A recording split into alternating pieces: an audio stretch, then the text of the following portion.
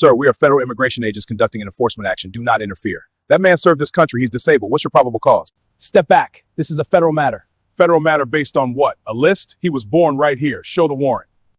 My documentation is right here. Passport. Didi, you got the radar. Yeah, you're the disabled Air Force engineer off an outdated database. Back away. The black SUV rolls to a stop at the edge of the driveway before the engine even cuts. Two more vehicles follow. Doors open before the wheels fully settle. Three agents step onto the concrete in heavy boots, hands loose at their sides, eyes already locked on the front door of the house. They move like they have done this before. They move like they have no reason to expect anything other than what the list told them. It is a Tuesday morning in Hillsborough County, Florida. The sky is clear and wide and indifferent. A sprinkler runs on the lawn next door, hissing its lazy arc across the grass. Somewhere down the street, a kid on a bicycle makes a slow circle in a cul-de-sac, not yet old enough to understand what federal enforcement vehicles look like when they park in a cluster on a residential block. None of that matters right now. What matters is the man in the wheelchair on the front porch. Dawson Darnell Crew does not move when the agents approach. He sits with his spine straight, both hands resting flat on his knees, wearing a pressed navy blue shirt like a man who expected company today. His jaw is set. His eyes are calm. Not the calm of a man who is afraid and hiding it. Not the calm of a man performing composure for a watching neighbor. The calm of a man who has spent 26 years inside systems designed to break under pressure, and spent every one of those years making sure they did not. This kind of pressure, the kind that arrives unannounced in heavy boots with laminated paperwork, does not rattle Dawson Darnell Crew. It simply gives him information. If you are just joining us, welcome. Take a breath. This story is going to take you somewhere important. Stay with it all the way through, because what happens next changes everything. The lead agent, a broad-shouldered man named Supervisor Tillman, stops 3 feet from the bottom porch step. He holds a laminated sheet. He reads from it without looking up. Are you Dawson Darnell Crew, residing at this address? Dawson does not blink. I am. Sir, we need you to come with us for verification. You've been flagged in a federal contractor compliance sweep. The words hang in the morning air like smoke. They are bureaucratic words, technical words, words designed to sound official, so that the person hearing them will stop asking questions and start moving. For most people, they work. For most people, the weight of a federal badge and the precision of official language produces exactly the compliance that the system expects. Dawson tilts his head just slightly. What database are you pulling that from? Tillman glances at the second agent, a younger man with close-cropped hair and a radio clipped to his vest. The younger agent says nothing. Tillman looks back at Dawson. Sir, we are not required to disclose the source of... You are standing on my property, Dawson says. His voice does not rise. It does not waver. You are telling me I am flagged. Before I comply with anything, I need to know what you think I have done. Tillman steps forward. Sir, step away from the door. I am not at the door, Dawson says. I am in my wheelchair, on my porch, at my home, and I asked you a question. A neighbor has appeared at the edge of her yard. She has a phone in her hand. She is not saying anything yet. She is just watching. She does not know the full story. She only knows that 3 federal vehicles and a man in a wheelchair on a porch has never ended simply in this neighborhood, and her instincts are telling her to document whatever comes next. Tillman pulls in a breath. He looks down at his sheet again. You are flagged in a federal contractor compliance sweep. We have authority to detain for verification purposes under... That list is wrong, Dawson says. His voice drops, just barely, the way a man speaks when he wants every word to land clean and clear, without echo and without question. I testified about it. Tillman stops mid-sentence. The second agent's radio crackles. The neighbor across the street raises her phone higher. Another neighbor has come to the edge of their lawn. A screen door opens 2 houses down. The quiet of a Tuesday morning on Shelbourne Lane has been replaced by the very specific, very charged silence of people paying attention. Tillman stares at Dawson Darnell Crew. For the first time since he stepped out of that vehicle, he does not look entirely certain. The sheet in his hand has not changed. The database has not changed. But something in this man's measured, fearless, methodical response is doing something Tillman's training did not prepare him for. It is raising a question. Not a loud question. A quiet one. the kind that settles behind the eyes and does not go away. And that is when, from the street behind the agents, two car doors open. The memo existed. That is the part that makes this story cut deeper than most. Somewhere inside the DHS regional office, in a thread of internal correspondence dated 9 months before this morning, a mid-level data analyst named Jerome Beaumont had flagged the problem in writing. He had used plain language. He had used the word inconsistencies. He had used the phrase timestamp discrepancy. He had copied 3 people. None of them escalated it. That memo sat in an inbox while enforcement teams across Hillsborough County continued operating off a list they believed was live and current. It was not live. It was not current. The database in question had been built and maintained by a third-party federal contractor. Cheap to license, fast to deploy, and, as it turned out, chronically slow to update. The last verified sync had occurred 18 months before the morning supervisor Tillman printed his laminated sheet and drove to Dawson Crew's address. 18 months. In that window, people had moved, people had naturalized, people had died, people had been cleared. None of those changes had made it into the system. Tillman himself was not a bad man. That is worth saying clearly. He had spent 11 years with DHS. He had worked hurricane relief. He had done joint operations with FEMA. He followed protocol. He trusted the chain above him. He had no reason to believe the tool he was given was broken. But broken it was. The sweep that morning was a 42-name operation across 7 addresses in Hillsborough County. 3 addresses had already been cleared before the agents reached Dawson Crew's home. No resistance, no complications, no errors.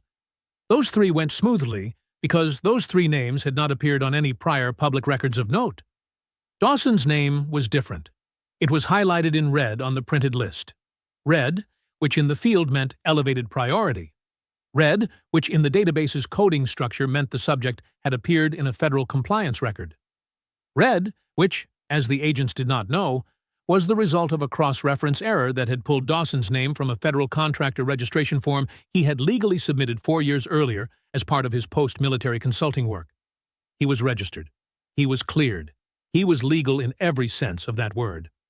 The database did not reflect any of that.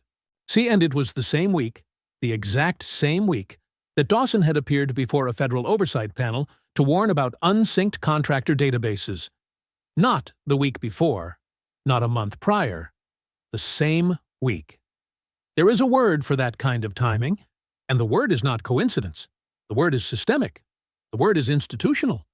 The word is the kind of thing that does not get fixed until someone refuses to step away from their front door. The younger agent standing behind Tillman that morning, a 26-year-old named Agent Reeves, had quietly whispered something to his partner when they pulled up and saw Dawson on the porch. His partner had looked at him. Reeves had said it again, low, almost under his breath. "That's the guy from the hearing." Tillman had not responded, but he had heard it. And somewhere in the back of his mind, as he stood at the bottom of those porch steps, looking at a man who was asking him a question he could not cleanly answer, Tillman began to feel the first small tremor of something that was not standard field procedure. He just did not know yet what he was going to do about it. The cars that had pulled up behind his vehicles on the street were already opening their doors. 26 years. That is how long Dawson Darnell Crew served in the United States Air Force. Not 20. Not 22. 26 years, which means he watched technology change 3 times over, watched the military doctrine shift underneath his feet, and kept building systems that were designed to do one thing above all else: not fail when it mattered most. He was an aerospace systems engineer, not a pilot, not an administrator. An engineer who worked in the deep mechanical and computational architecture of aircraft systems, where a single data error did not mean a delay. It meant a crash. It meant lives ended. It meant that the person sitting in the cockpit, trusting your work, came home in a flag-draped box, because somewhere in the chain of fail-safes, someone had let old data ride. Dawson did not let old data ride. That was, by all accounts, of the people who worked under him and beside him, the defining characteristic of his career. He built redundancy into everything. He documented every update. He ran verification checks, not because the manual said to run them, but because he had seen, early in his career, in a training simulation that he never spoke about in public, What happened when a system ran on stale input? And the result had not been catastrophic that time. It had been a warning. He took it as one. By the time he retired at 51, Dawson had been stationed in 4 countries and 2 U.S. territories. He had received the Legion of Merit. He had been referenced in 2 separate Department of Defense white papers on redundancy architecture in aviation systems. His name was not famous outside the circles that mattered, but inside those circles, it was respected with the quiet weight of someone who had never, in a career spanning a generation, allowed a critical system to run blind. He had also buried 2 of his closest colleagues, not in combat, in preventable failures, systems that had not been updated, sensors that had been trusted past their reliable window, documentation that had been filed and never reviewed. And he never talked about those men at panels or hearings. He kept their names in a different place, but they were part of why he never stopped asking, when was this last updated? Who verified this? What happens if the data is old? The wheelchair was the result of a spinal injury sustained during a maintenance inspection in his 44th year. He did not discuss this extensively. It did not slow him down. Retirement gave him more time to consult, to mentor, and to speak. And Dawson Darnell Crew, as the federal government would learn, was a man who could speak with precision. His post-retirement work as a civilian consultant had brought him back into government spaces where he quickly recognized a problem that no one seemed interested in solving. Federal contractor databases, the kind used to track clearances, registrations, and compliance records, were running on legacy sync schedules that were laughably out of date for the environments they were supposed to serve. It was the same failure mode he had spent his career preventing in aviation systems. Old data. Trusted anyway. He had submitted 2 written reports before anyone invited him to testify. He had presented to a federal oversight panel with slides, timestamps, and 3 specific case examples. He had said, in precise language, that he chose carefully because he was not a man given to drama. Data integrity is national security. A list that is 18 months old is not a list. It is a historical document. You do not enforce policy with a historical document. You cause harm. That morning, before the black SUV rolled up his driveway, Dawson had been sitting at his kitchen table with a cup of coffee and a legal pad. He had been preparing notes for a veterans STEM mentorship session he was running on Thursday. He had 7 young people coming. 3 of them were the first in their families to consider engineering careers. He had written their names at the top of the page and circled them. He had not expected company, but he had not been unprepared either. 6 months before, he had told the oversight panel directly that the database they used for contractor enforcement was the same one generating sweep lists for field operations. He had told them what would happen eventually. He had filed it in the record. He had been polite about it. He had used the proper channels. And then, one Tuesday morning, in a quiet Hillsborough County neighborhood, the very system he had warned them about generated his name on a highlighted red list, and 3 federal agents drove to his house. Dawson Darnell Crew sat on his porch, both hands flat on his knees, and waited. He had been waiting, in a way, for 6 months. He just had not known it would be his own driveway they came to first. The sweep had started at 6:47 in the morning. 3 vehicles, 7 addresses, 42 names, though not all names corresponded to a single address. Some households carried multiple flags. Supervisor Tillman had been briefed by his regional coordinator at 6:15. The briefing lasted 9 minutes. No mention was made of the internal memo. No mention was made of database integrity. The briefing covered jurisdiction, procedure, documentation requirements, and de-escalation protocol. Tillman had done this kind of sweep 14 times in the past 2 years. They usually went quietly. A knock, a document check, a notation in the system, a departure. Most people, when they saw federal credentials, said what they needed to say and stood down. Most people had nothing to hide and cooperated. Most people trusted the process. The first address that morning, a house on Cardenas Drive, had taken 11 minutes. A man named Vicente answered the door, presented his residency documentation immediately, and was cleared on site within minutes. He had thanked the agents on his way back inside.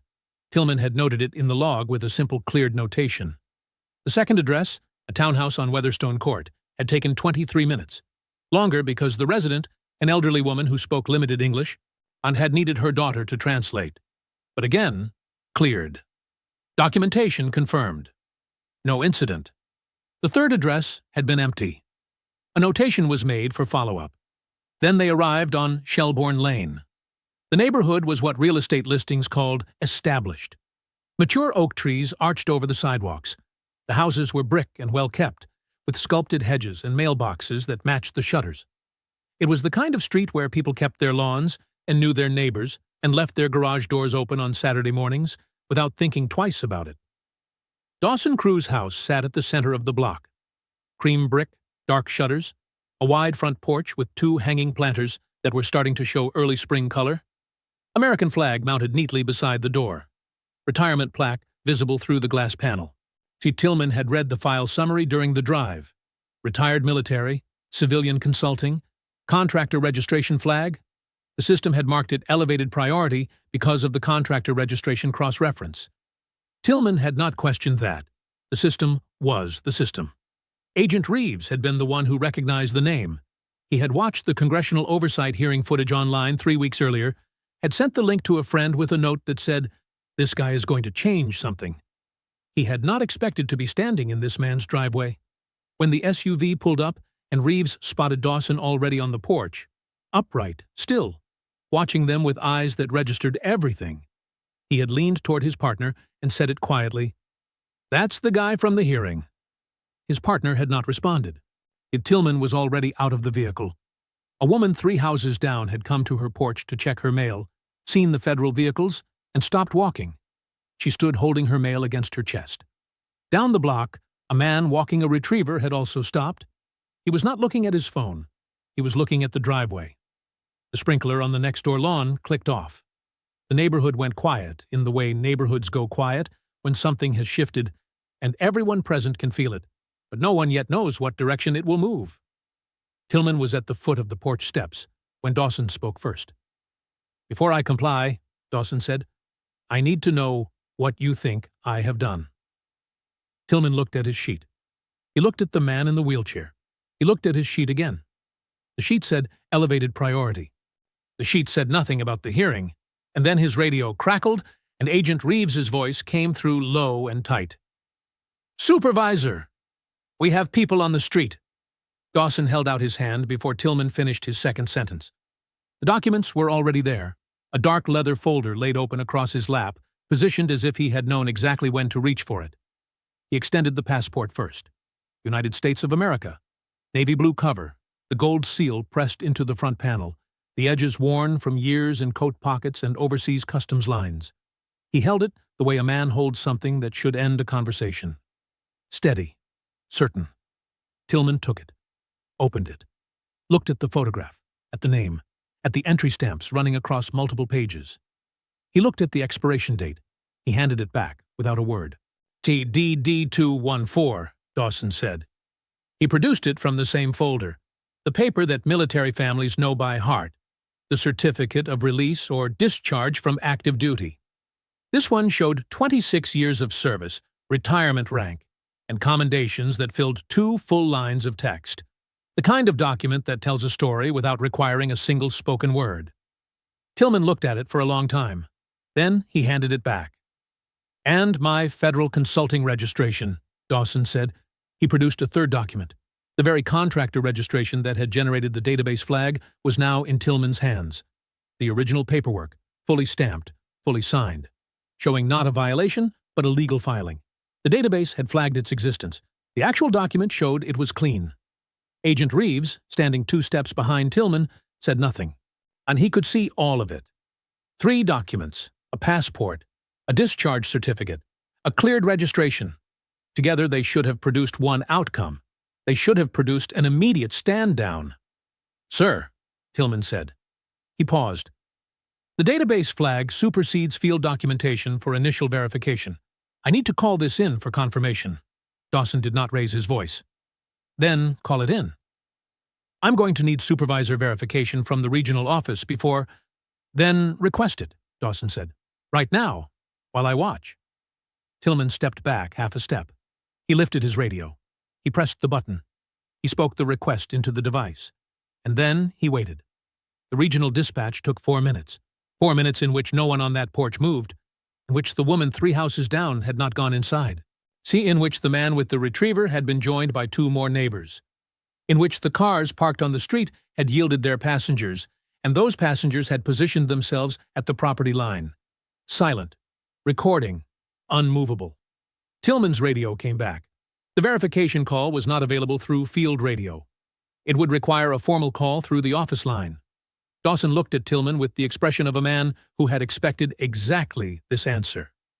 "I will wait," Dawson said.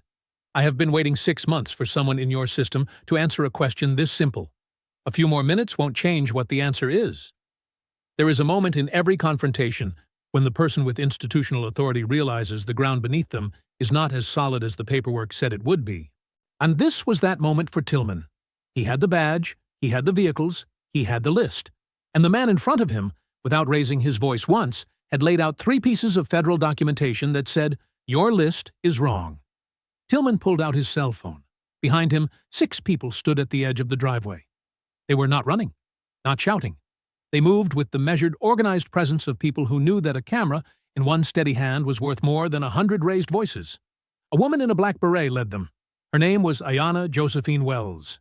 She stood at the property line with her arms folded and her chin level, watching Tillman with the look of someone who had already solved the problem and was waiting for him to arrive at the same conclusion.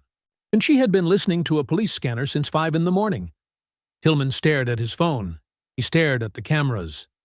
He dialed. The regional office rang once, twice, 3 times. And Dawson Darnell Crew looked out from his porch at Ayanna Wells and the people standing behind her. And something moved across his face. Not surprise, not relief, but the expression of a man who, for the first time in a long morning, understood that he was not alone. Even from a wheelchair, even on his own porch, he was not alone. And Tillman, with his phone to his ear and 3 clear documents in his hand and 6 witnesses recording from the street, was beginning to understand that the list he had been given was not going to hold. The regional line connected. Tillman inhaled. What came through that phone was not the confirmation he expected, and it was something that made his jaw tighten and his eyes cut hard toward Agent Reeves with a look that said, quietly, without a single word, "We have a problem." Think about this. When a retired Air Force engineer, a man who spent 26 years building systems designed to prevent catastrophic failure, becomes the victim of the exact flaw he warned the government about, what does that say about who our systems are actually built to protect? Drop your answer in the comments. Because what happens in the next chapter, when the cameras keep rolling and Dawson speaks 4 words that stop everything cold, is something no one in that driveway saw coming. The phone call lasted 4 minutes and 11 seconds. When Tillman lowered it from his ear, his face had changed. Not dramatically. And not in the way a man collapses when bad news arrives. In the small, controlled way that trained professionals change when something has gone wrong, and the full weight of that wrongness has just landed squarely on their shoulders. He turned to Agent Reeves. He said nothing. He looked back at Dawson on the porch. He said nothing there either. Then he looked at Ayanna Josephine Wells, standing at the property line with her phone aimed directly at him, and he made a decision. "Stand down," he said it quietly. Flat. No drama attached to it. Reeves blinked. "Supervisor, stand down. We're done here." The third agent, who had held his position near the second vehicle the entire time, looked at Reeves. Reeves looked at Tillman. Nobody moved for exactly 3 seconds. And then, without a single additional word, the agents began their withdrawal. So slow, practiced. The kind of movement that is designed to look like a choice rather than a retreat. The neighborhood watched every step of it. The woman 3 houses down kept her phone raised and recording as all 3 vehicles started their engines. The man with the retriever stood at the edge of the sidewalk, perfectly still. A screen door opened on the far end of the block. 2 teenagers, who had quietly drifted to the corner without their parents noticing, exchanged a look that said they had just witnessed something that no classroom had ever prepared them for. On the porch, Dawson did not move. He watched the vehicles pull away in the same tight formation they had arrived in. Organized, efficient, no wasted motion. He watched until the last black SUV turned the corner at the far end of Shelbourne Lane and disappeared from view. But the street exhaled. Ayanna Wells lowered her phone. She looked up at Dawson. He looked back at her. Around them, the neighbors erupted. Someone said, "Thank God." Someone said, They cannot just do that. Someone immediately started making a call. The relief was real, and it moved through the block like a pressure change after a long storm, the kind that makes your shoulders drop without you deciding to drop them. A man named Devontae Rollins, who lived 2 doors down and had come outside still holding his travel mug and his work uniform, started clapping. Just him at first. Then the woman with the phone joined in, then the man with the retriever. The applause was not loud. It was the sound of people releasing something they had been holding for the past 40 minutes without realizing it. Ayanna Wells did not clap. She walked up the porch steps and stood beside Dawson's wheelchair and said, low enough that only he could hear it, "You good?" Dawson nodded once. He looked down the empty street. His jaw was still set. His hands were still flat on his knees. The relief moving through the block had not reached him yet, because Dawson Darnell crew understood something the celebrating neighbors had not arrived at. The agents had left. The database had not. He said it so quietly that Ayanna almost missed it. 4 words, directed at no one in particular, directed at the system itself. This isn't over yet. She turned to look at him. He was still watching the corner where the last vehicle had vanished. The agents had withdrawn without a single word of acknowledgement. No apology, no admission. Not one person had used the word wrong. Yes, they had simply left, which meant the list still existed, the database was still running, and somewhere across Hillsborough County, 40 other names on that same document were waiting for their version of this morning. Ayanna Wells understood it now, too. Devontae Rollins was shaking someone's hand behind them. The teenagers had drifted closer to the porch. The sprinkler on the next door lawn clicked back on. And Dawson Crew, sitting on his own porch on a clear Tuesday morning that the neighbors were already calling a victory, was already thinking about his next filing. Because the agents had come with a list. And until that list was destroyed, it did not matter who walked away from whose driveway. The list would find the next name, and the name after that. Oh, and it would keep finding names until someone forced the system to look at what it was actually doing. Dawson had already decided he was going to be that someone. He just needed the right room to do it in. The FOIA request came back on a Thursday, 11 days after the driveway. Dawson was at his kitchen table when the documents arrived. The same table where he had been preparing his mentorship notes the morning the black SUVs rolled up. He set his coffee down. He opened the envelope. He read every page once, slowly, the way a man reads something he already suspects is going to be worse than he expected. It was worse than he expected. The database, the exact system that had placed his name on that laminated sweep list, had not been synchronized with its source records in 18 months. Not a few weeks, not a quarter. On 18 months. In that window, the contractor responsible for maintaining the sink had filed 3 separate internal delay notices, each one citing resource constraints, each one approved without escalation to the enforcement teams still using the data every single day. Those teams kept running sweeps. Nobody told them to stop. Dawson spread every page across the kitchen table and read them cover to cover. Then he read them again. 317 individuals had been flagged in the database across the state of Florida alone. He cross-referenced the names against the public verification logs included in the document release. 41 of those 317 were verified United States citizens who had been improperly flagged. 41 people, 41 families. At 41 front doors where agents may have already knocked, or were scheduled to knock, carrying a list that the people who built it had known for the better part of a year was producing errors and generating harm. Known. That was the word that stopped him mid-page. He found the internal audit trail buried in the 3rd section. 9 months before his driveway.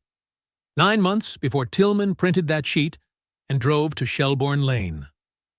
A mid-level compliance officer named Jerome Beaumont had flagged the sink failure in a formal written review. Clear language? Specific timestamps? He had sent it to 3 separate administrators in the regional chain with a subject line that no one could claim to have misread. All 3 had received it. Not one had stopped the sweeps. Dawson set the page down, but he pressed both hands flat on the table. The same posture he had held on the porch, the same deliberate stillness that had always been his answer to pressure. Outside, a car moved slowly down Shelbourne Lane. A neighbor's dog barked twice and went quiet. He picked the page back up and kept reading. The contractor renewal contract was still pending.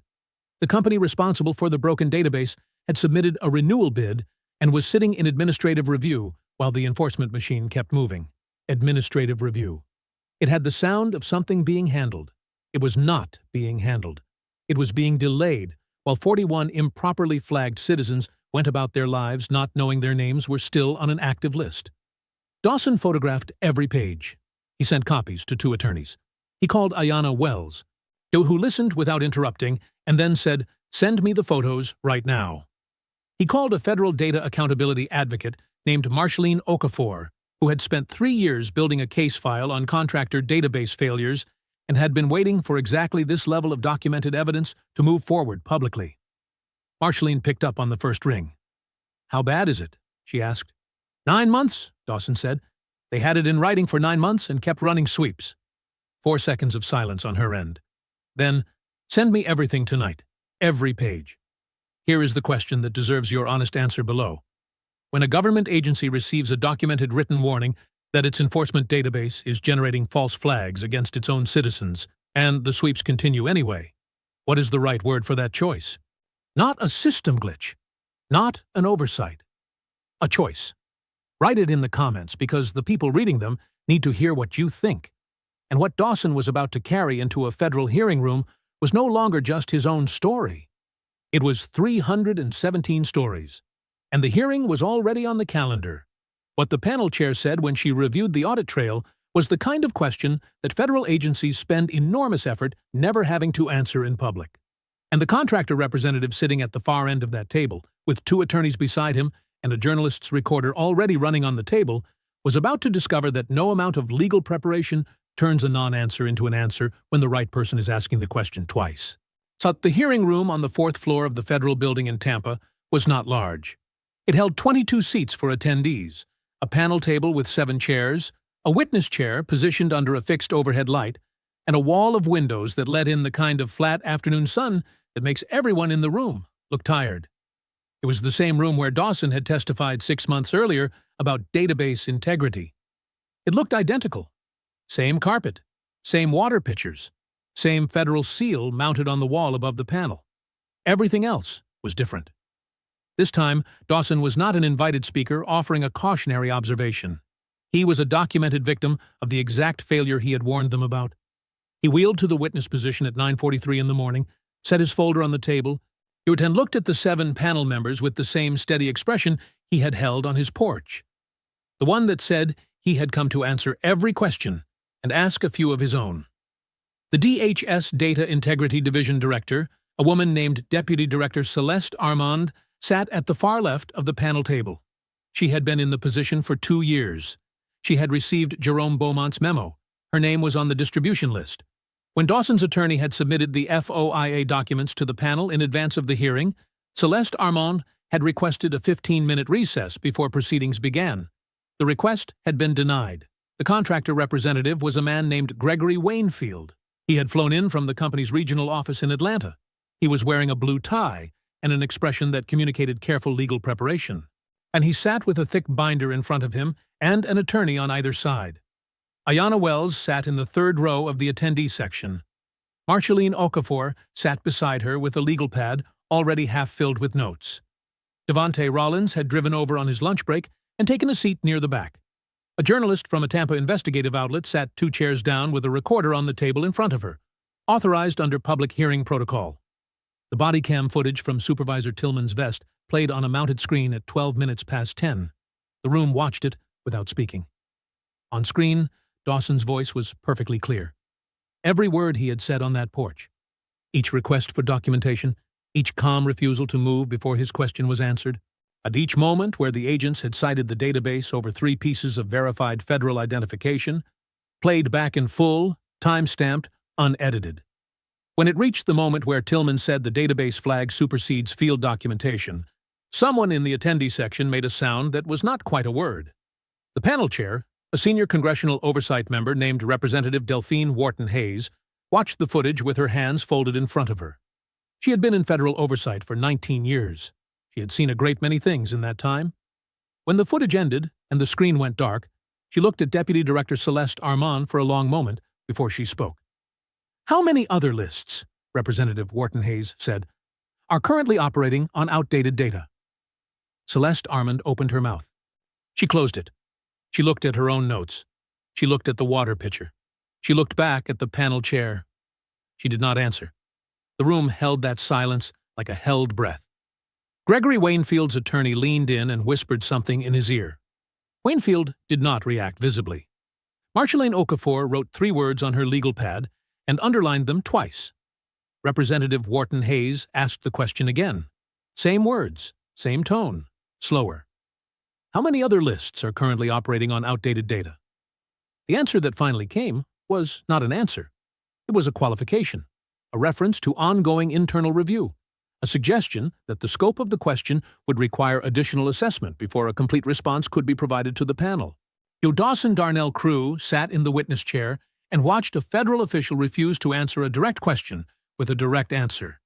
He had built systems for 26 years where that kind of evasion was not allowed, where the question of whether the data was current had to be answered with a yes or a no, because the alternative was a crash. He was still the clearest-eyed person in the room. Representative Wharton Hayes pressed her pen to her notepad. She wrote something. She underlined it. She looked up at the full panel and said, I want a full-scope audit submitted to this committee in 30 days. Every database, every sweep list, every active contractor with a pending renewal, every name currently flagged. Gregory Waynfield's attorney started to speak. Wharton Hayes looked at him with the calm patience of someone who has heard every version of that sentence and found none of them sufficient. He stopped speaking. The hearing was not finished, but the direction it was moving in had just become very clear. And the contractor representative, the data integrity director, and the 3 administrators who had received Jerome Beaumont's memo and done nothing with it were all sitting in the same room, under public record, with the journalist's recorder running and Marjolaine Okafor's pen moving steadily across her legal pad. Dawson looked at the panel. He looked at the camera mounted in the upper corner of the room. He looked at the federal seal on the wall. 30 days, Representative Wharton Hayes had said. It would not take 30 days. What was already in motion was moving faster than that, but the policy changes began 43 days after the hearing. Not 30, as the committee had specified, but the delay itself became part of the record, and the record became part of the public pressure that had been building since Ayanna Wells's footage hit 300,000 views in its first 48 hours online. The first change came from DHS directly. Mandatory real-time synchronization for all contractor-maintained enforcement databases. No sweep list could be generated from data older than 72 hours. The directive was issued without a press conference. Quietly. The way institutions release things, they know they should have done earlier and would prefer not to draw attention to now. The second change followed within a week. Quarterly third-party audits, conducted by independent reviewers with no financial relationship to the contractors being assessed. The audit scope included timestamp verification, cross-reference accuracy, and a mandatory flag review for every name on any active sweep list. The third change was the one with teeth. Enforcement sweeps now required live verification before any field contact. An agent could not knock on a door with a printed list as their only authority. They needed a confirmed, current, cleared record from a verified source. The database alone was no longer sufficient. Gregory Waynfield's company did not receive its contract renewal. The decision was issued as an administrative determination with no public statement attached. The contract went to a new vendor. I selected through a revised procurement process that included data integrity requirements that had not existed in the previous round. Deputy Director Celeste Armand submitted her resignation 6 weeks after the hearing. It was accepted. Jerome Beaumont, the mid-level compliance officer who had written the original memo 9 months before the driveway, who had sent it up the chain and watched it disappear, was promoted to a newly created data integrity oversight position within the regional office. He had not asked for the promotion.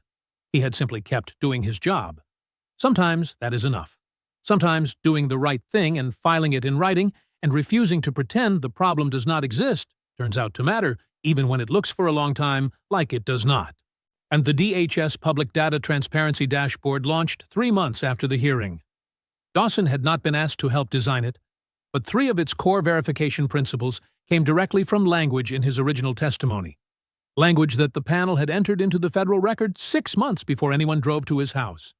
The policy was not named publicly at first. It appeared in internal DHS documentation simply as the Contractor Verification Compliance Standard revised protocol. But inside the regional office, inside the enforcement teams, inside the hearing documentation that was now part of the Public Federal Archive, it was referred to by a different name. The Crew Verification Clause, no ceremony, no plaque, no press release with Dawson's photograph attached, just his name in a federal document, but attached to a rule that meant no one in a wheelchair, or out of one, would have to sit on their own porch and hand over 3 pieces of identification to an agent running a list that was a year and a half out of date. Dawson found out about the name from Marceline Okafor, who had been reviewing the internal documentation and called him on a Wednesday afternoon. He was at the kitchen table again. The mentorship notes were still there, the same legal pad, the same 7 names circled at the top of the page. The Thursday session had happened. All 7 students had shown up. 3 of them had asked what it meant to be a systems engineer, and he had told them, "It means you are responsible for what happens when the system runs, not what happens when everything works. What happens when something goes wrong?" And he had looked at each of them when he said it. Now he set the phone down after Marceline told him about the clause. He sat with it for a long moment. He looked at the legal pad. He looked at the names. And here is what matters most about this, and it deserves your voice in the comments. Dawson Darnell Crew did not fight this battle because he wanted a policy named after him. He fought it because 41 citizens were improperly flagged, because a buried memo had been allowed to stay buried, and because the same kind of data failure he had spent his entire career preventing in the sky had been quietly running on the ground for almost 2 years without anyone being held to account for it. He had done what engineers do. He had found the failure point. He had documented it. He had refused to let the system ignore it. And the policy was not the ending. It was the proof that the work had mattered. But Dawson's final statement, the one he would deliver at a national symposium 3 months later, was still ahead. And what he said in that room, in front of 200 federal officials, data scientists, and policymakers, was the kind of sentence that does not come from training or preparation or 26 years of service. It came from a Tuesday morning on a porch in Hillsborough County, Florida. And it changed the conversation permanently.